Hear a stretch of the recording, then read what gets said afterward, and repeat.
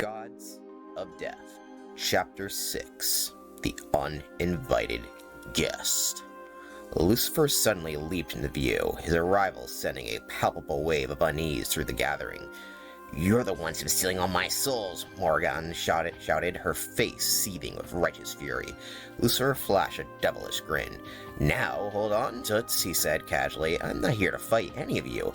Quite the opposite, actually. I'm here to offer something you'll all find very beneficial." "Then quit wasting our time and spit it out," growled Slot, his fiery eyes narrowingly dangerously. Lucifer began pacing, his tone shifting to something almost theatrical. "The problem, my dear fellow gods, is that a certain religion has taken over the world. Well, technically 3, but that's just what the humans think." He smirked, his words dripping with contempt. "The mastermind behind it all, my mortal enemy, Yahweh. He's the one who turned humanity against you, and I'm here to help you take them back." The room fell silent, the gods exchanging wary glances. Hell was the first to speak. "And why would you, the devil, want to help us?" Lucifer's smile widened. "Because Yahweh isn't just your problem. He's mine too. Till we can reclaim the reverence we all deserve. Imagine the power of the old gods united." Anubis stepped forward, skepticism evident in his eyes. "What's in it for you, Lucifer? Why should we trust you?" Lucifer raised his hand in gesture of innocence. "I get my share of souls, just like all of you. And as for the trust, let's just say the enemy of my enemy is my friend.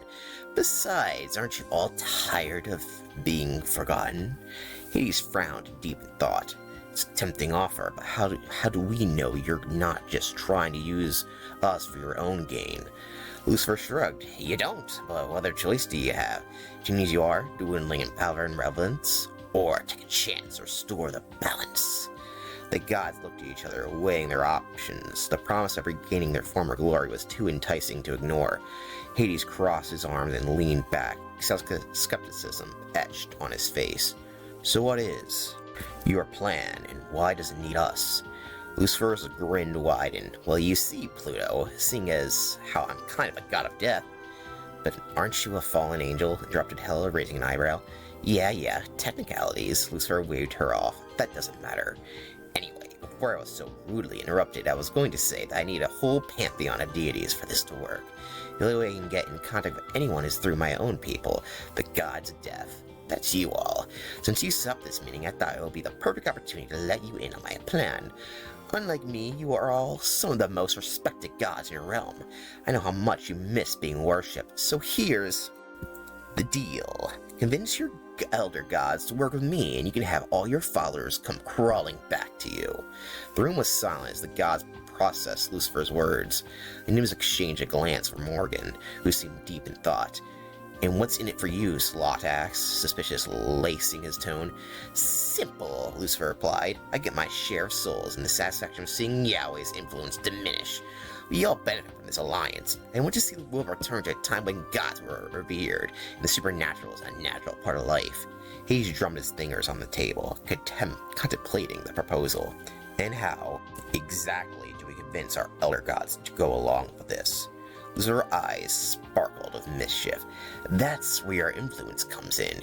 You're the gatekeepers of the afterlife, the ones who can speak to both the living and the dead. Use your power, your charm, your authority. Persuade them that the alliance is the only way to reclaim the power and respect you once had." Hell smirked. "If they refuse?" Lucifer shrugged.